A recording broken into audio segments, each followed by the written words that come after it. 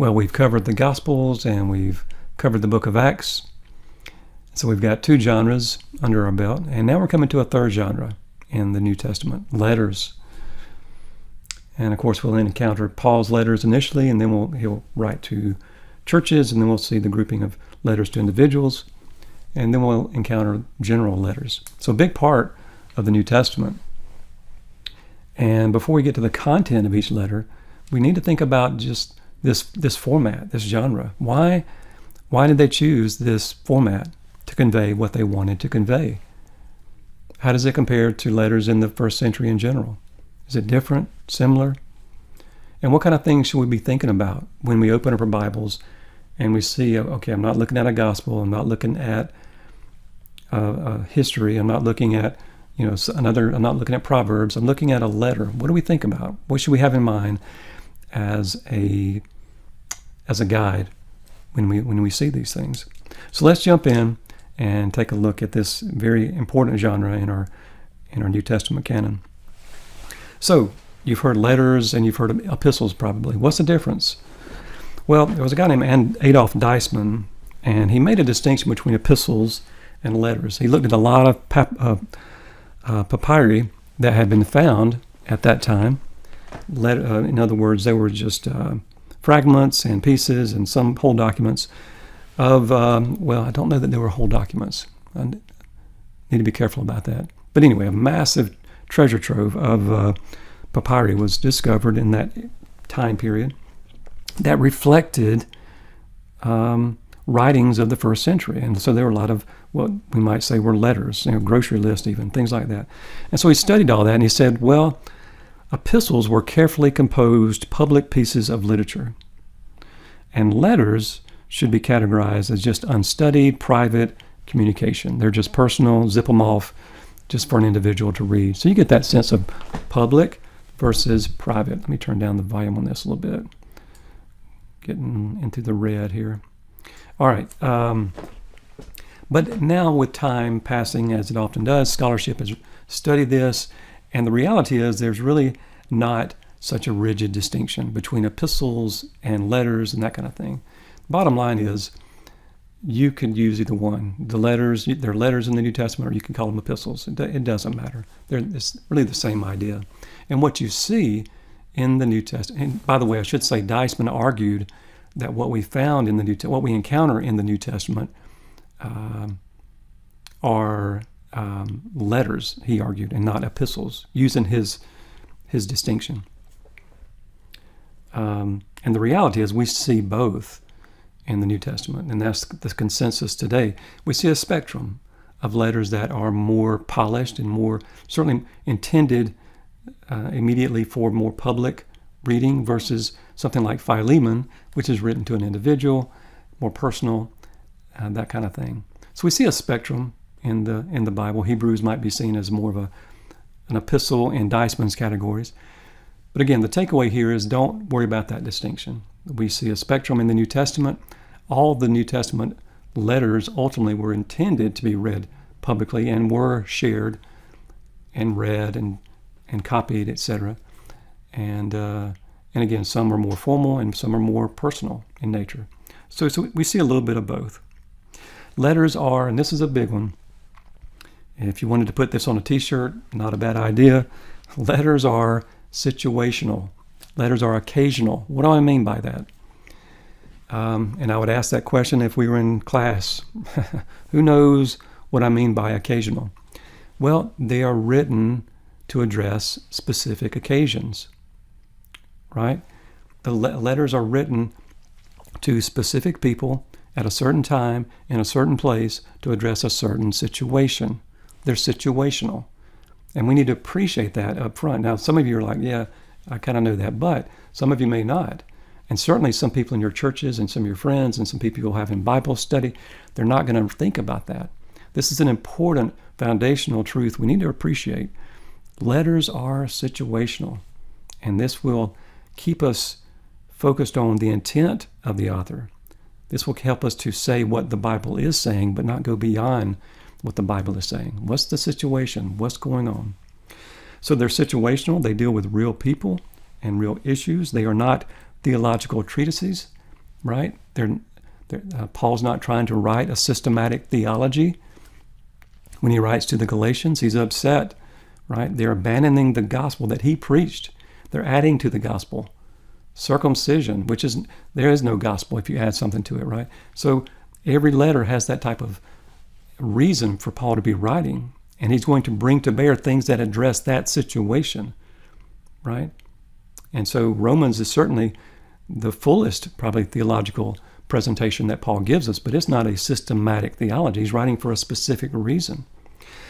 They usually contain instruction and admonition, right? You think about the Gospels and Acts, we don't see that. Paul, when he writes a letter, we see both instruction and admonition, exhortation, counsel, guidance. You may have heard in Paul's letters, we see indicative and imperative. And this is a very helpful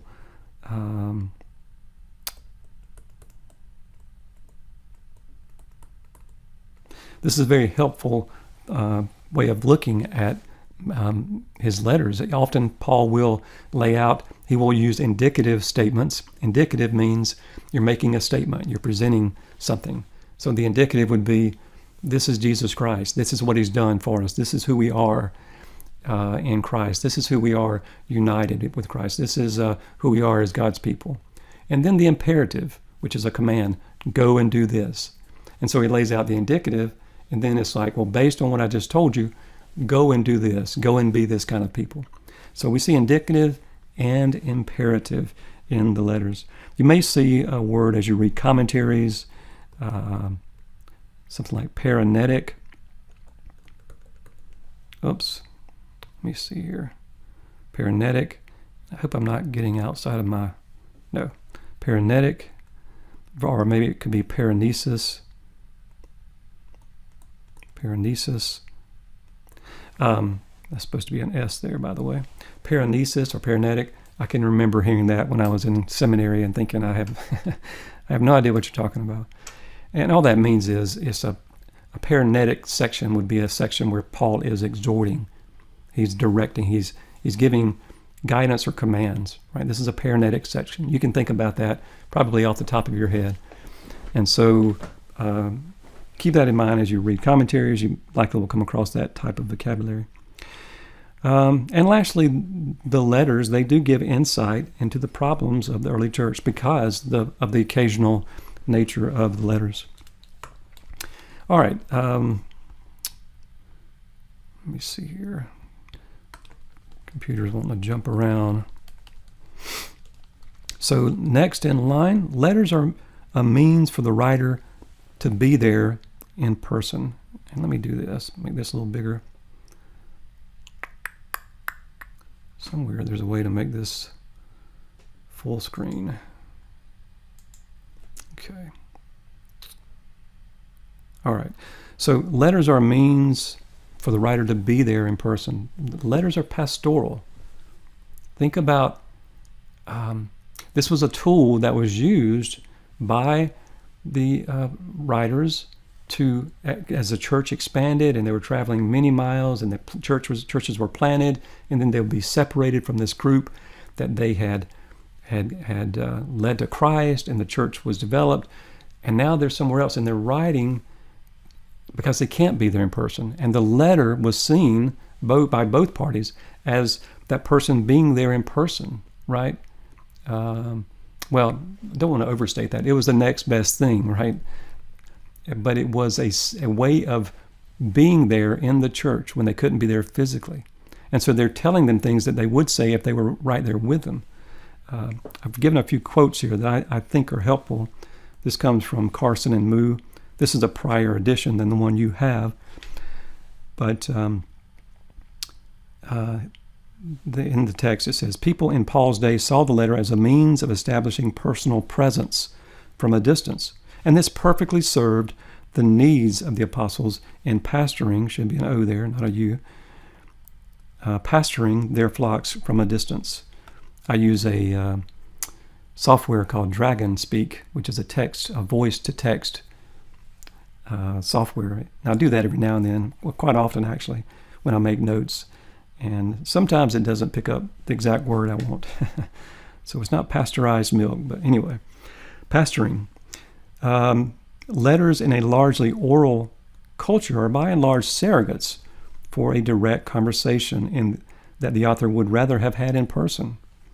And then someone named Ben Witherington, he writes, one of the reasons Paul's letters, with the exception of their beginnings and endings, and we'll talk about that in a minute, do not look much like most other ancient letters, either in content or length, is that they are in fact long-winded speeches written down, speeches Paul would rather have delivered in person.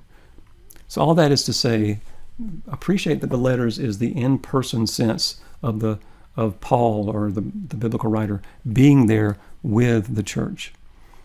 And the letters are much longer than typical Greco-Roman letters. It's a very interesting distinction. Most of the letters, obviously. Some are short. As we read a letter, we are hearing one side of a conversation in a sense. It is, to some degree, like listening to someone on a telephone. And you can think about that. I can remember years ago, for some reason this comes to mind, being at the YMCA and I'm jogging on a treadmill and the person beside me is on his telephone. And which shouldn't have bothered me. I'm just being transparent here and saying it did bother me because it was just so loud and all I hear is one side of the conversation, right? Yeah, oh yeah, well sure, I'll go down and do that. Well, she said she was hurting pretty bad. I don't know how that happened. Right, yeah, and so all I hear is what he's saying. Stop. So it can be frustrating, right, when we hear just that. So you probably didn't need to hear about my headache-inducing experience. But anyway, we should all be more gracious, but who knows what was going on. But it is very similar to that. So we don't have all the facts, and this is by God's providence, we have all that we need. But there are times that we are reading, let me say that differently. There are times when Paul writes things and he doesn't give all the information because the people he's writing to have that information. He's talked with them about it already. So we may read something and not understand it clearly. They did, very likely. The person, the group, the church he's writing to. You think about 2 Thessalonians where he talks about the man of lawlessness. There's a lot of scholarship on that. What does that mean? Who is the man of lawlessness? Who is the restrainer? What is the restrainer? And there's other examples we could give. So there's times we just have ambiguity. But we need to appreciate the characteristic of a letter, that it is a conversation in a sense, and we have only one side of it. So this is called mirror reading, when we read a letter and we kind of fill in the blanks. When we read 1 John, we can read 1 John and realize certain things. John doesn't come out and tell us as the reader. He's writing to a church that knows these things. But in the writing, we appreciate, there's a group that has left the church. They've separated from the church. Okay. They're teaching a false teaching. There's a false teaching being shared, and it's bothered the church. They're unsure of their own salvation even. They need encouragement. So we're piecing that together based on the things that John is saying. Does that make sense? And it's called mirror reading. But we need to be careful of that and appreciate the limits to what we can say and what we can't say. But we can reconstruct the historical background to a degree. And that's very important as we read the letters to do that faithfully. Another issue with letters is appreciating the use of amanuenses. An amanuensis is a secretary or a scribe. In that time, the materials written on were very expensive. Literacy, there was a spectrum as far as who could write well and read, etc. It was very common for people to use a scribe, and they would dictate what they wanted to say, and the person who was trained would write. And we don't know how many letters in the New Testament where the authors used a scribe, but clearly in some they did, because it's evident. You think about Romans 16:22. Let's take a look at that quickly. Whoops, get my other two in there. We see the shift here where the scribe actually writes in the letter in Romans, I, Tertius, who wrote this letter, greet you in the Lord. Clearly, Tertius is the scribe. We see a similar thing in 2 Thessalonians 3:17.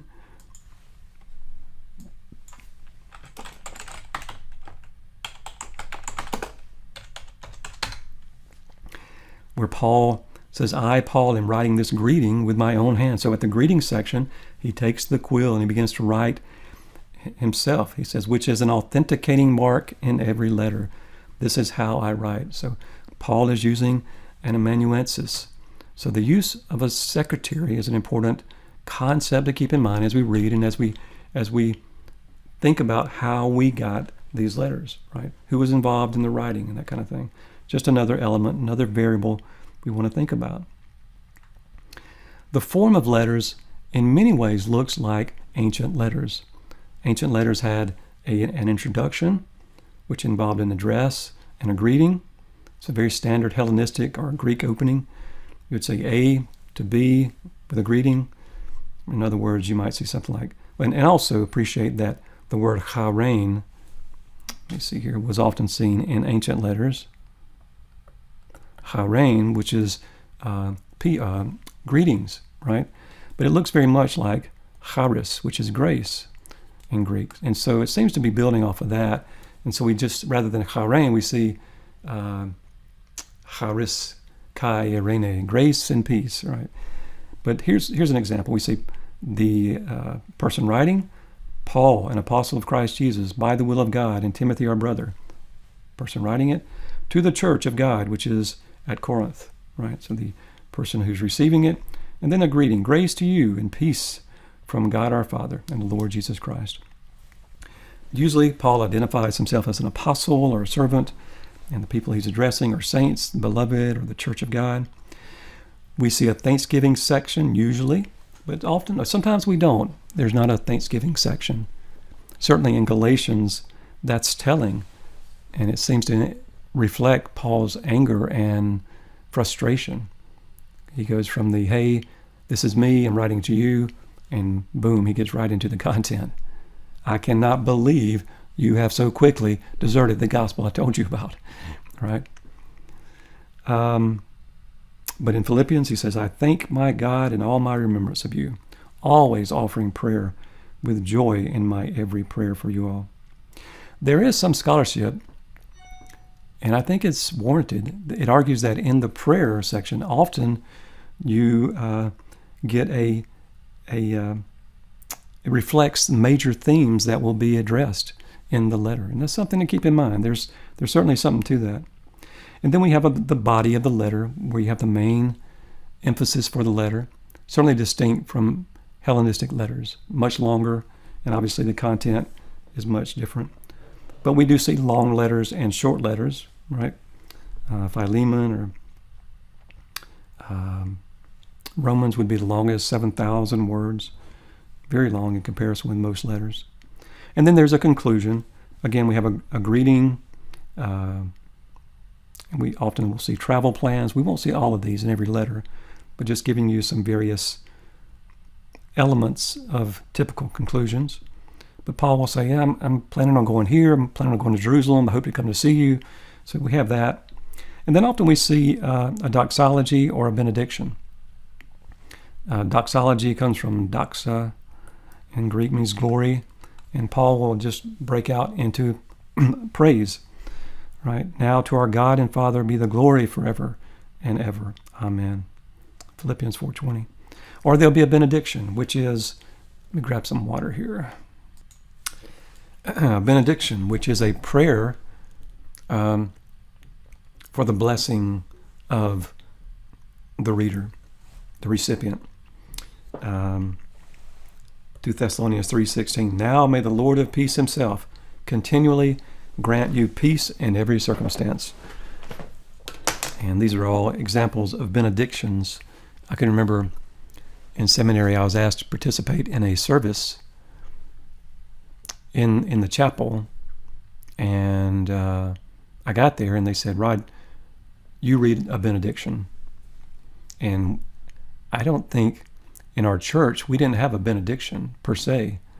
At the church I was at then, we do now, but I wasn't familiar with it, and I was very early in my seminary career. I didn't understand what a benediction was, and so I thankfully I leaned over to somebody and I said, "What's a good example of a benediction?"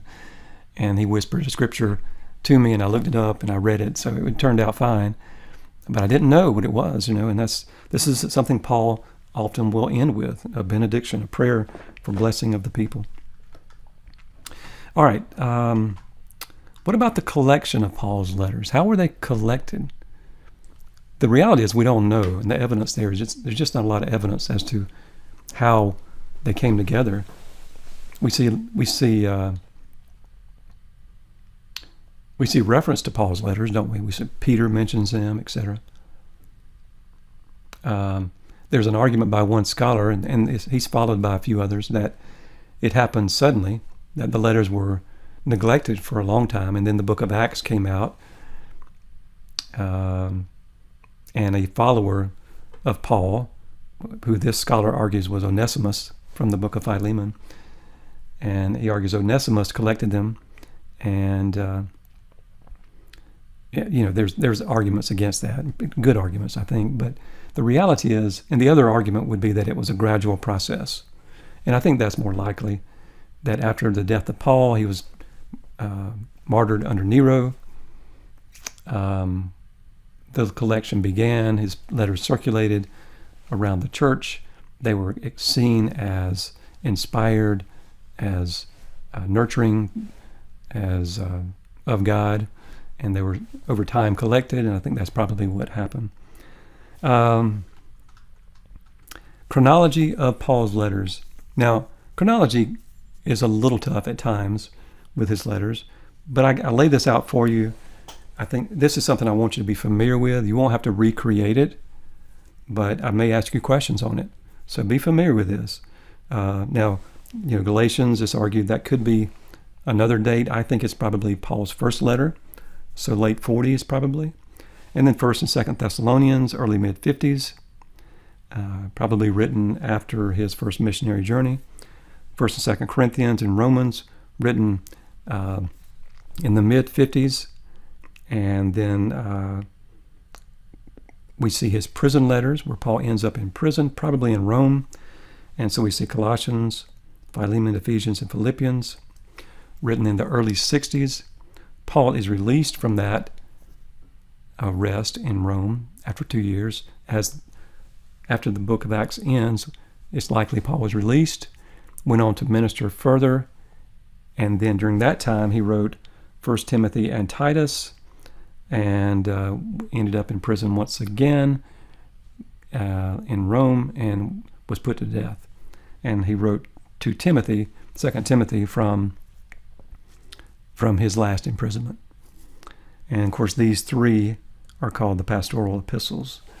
So be familiar with this. Again, I may ask you questions on it, and something you want to know, and it'll serve you well just to have these dates. Although, again, the dates are can be kind of fuzzy for various reasons. One thing, there are vague statements at times about time in the book of Acts. Something like a long time, or there's not a specific reference sometimes. Or it may just say something happened and we don't know how long Paul was there or when it occurred. There is the issue of inclusive versus exclusive reckoning of time, and I won't go into that, but how Jewish understanding of time, Hebrew perspective of time, that kind of thing. Pinpointing archaeological data with dates for Paul and in his movements and his life.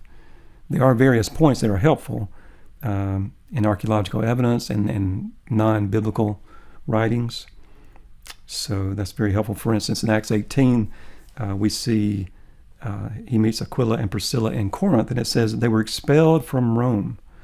right, having been expelled from Rome. So we know that Suetonius talks about the Emperor Claudius expelling the Jews in AD 49. So that gives us a kind of a date. We know it was after AD 49, probably not too long after that. And so we know there's 2 or 3 good points that we can kind of hang our hat on and develop Paul's chronology. The issue of pseudonymity. We're going to end with this topic. But pseudonymity is something you want to be familiar with. As you read commentaries, you'll often come across this word, pseudonymity, pseudonymous, pseudepigraphical, all are kind of addressing the same idea. And it's the concept of writing a book in the name of someone else. And most scholars would argue that only certain books of Paul are authentic. Now, the books that are seen as authentic by most scholars are Romans, Galatians, 1st and 2nd Corinthians, Philippians, Philemon, and 1st Thessalonians. So these 7 books are often referred to as the Hauptbrief, just a German word. You might come across that. You won't need to know it from my class. But the other books, to varying degrees, are seen as written by someone other than Paul, but they wrote it as if it were written by Paul. And the 6 typically are noted as 2nd Thessalonians, Colossians, Ephesians, and then the pastoral epistles, 1st, 2nd Timothy, and Titus. I think there's a strong case that all 13 are written by Paul. I hold that position. A lot of good scholars do, but it is the minority position. I don't find the arguments convincing, and it's certainly the burden of proof is on those who would say Paul didn't write these letters. Typically, you'll see arguments concerning vocabulary, like Paul doesn't usually use that word, or he doesn't use this style, or Paul doesn't look at, or his theology is different here in this book, things like that. And I don't find that very convincing. And I've seen the data, the percentages, all that kind of stuff.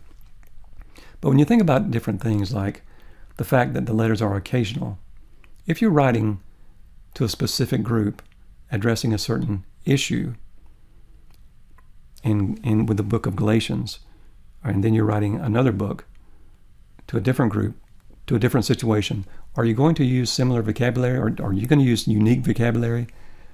Yeah, you will.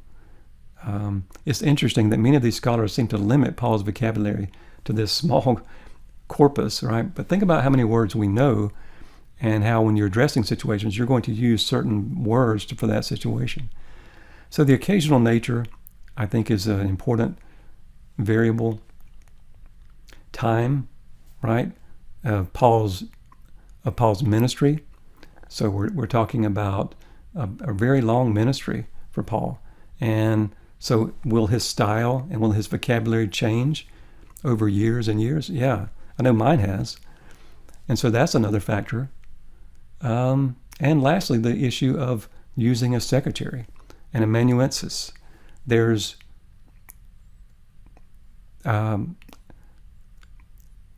how much influence the scribe would have depended on the scribe and the relationship between the scribe and the person dictating the letter. How much would they trust that person to write, to put their own words in there, to use their own verbiage, or were they just dictating word for word?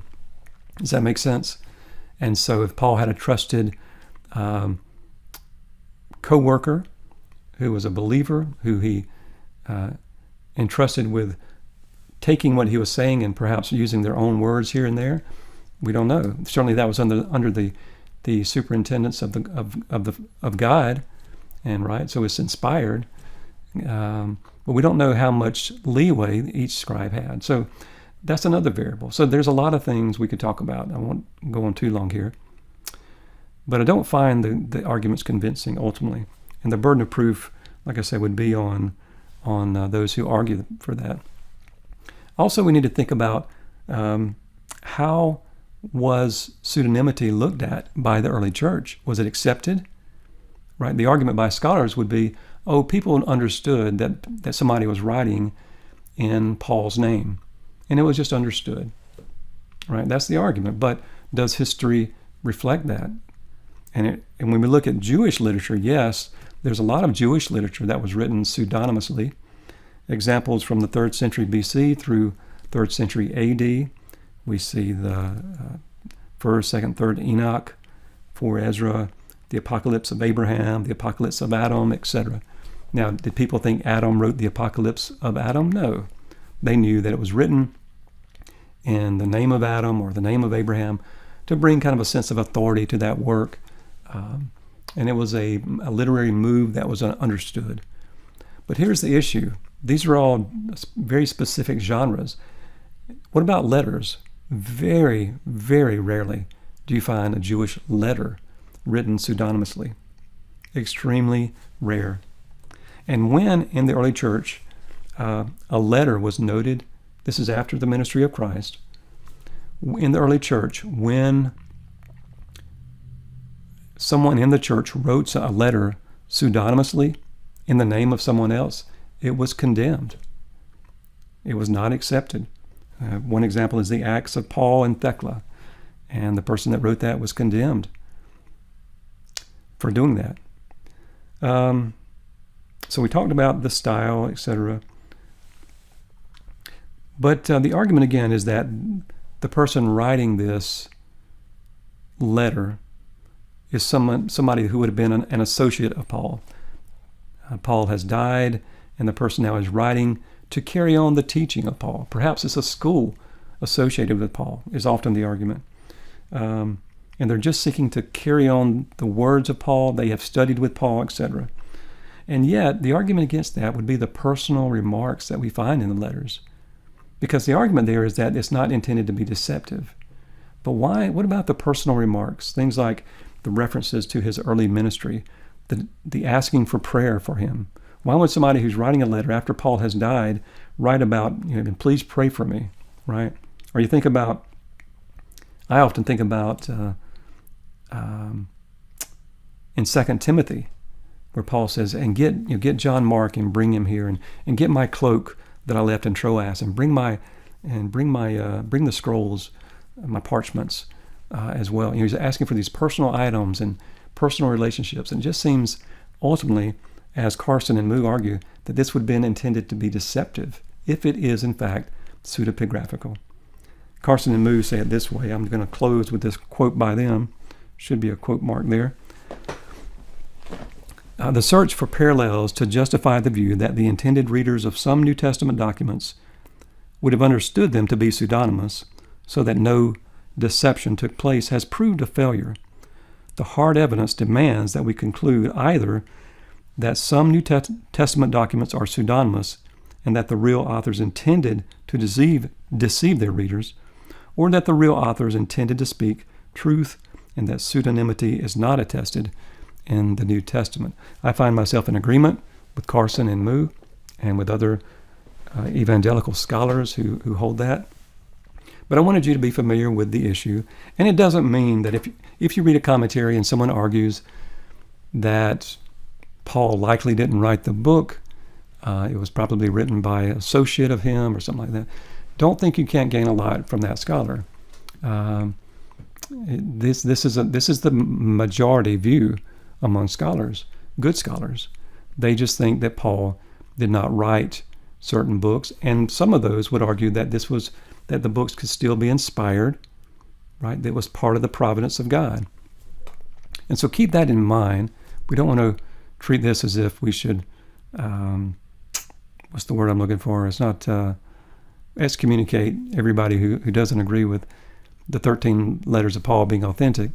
But I wanted you to be familiar at least with the concept. So be able to discuss pseudonymity, if I give you that on the final, and just discuss what it is and your position on it, your views. Perhaps argue for the pros and the cons for that argument that certain of Paul's letters are in fact pseudonymous. All right, we're going to stop here. I also want to do a video on Paul specifically, his life and his ministry, and going in a little bit into his theology. And we'll do that in another video.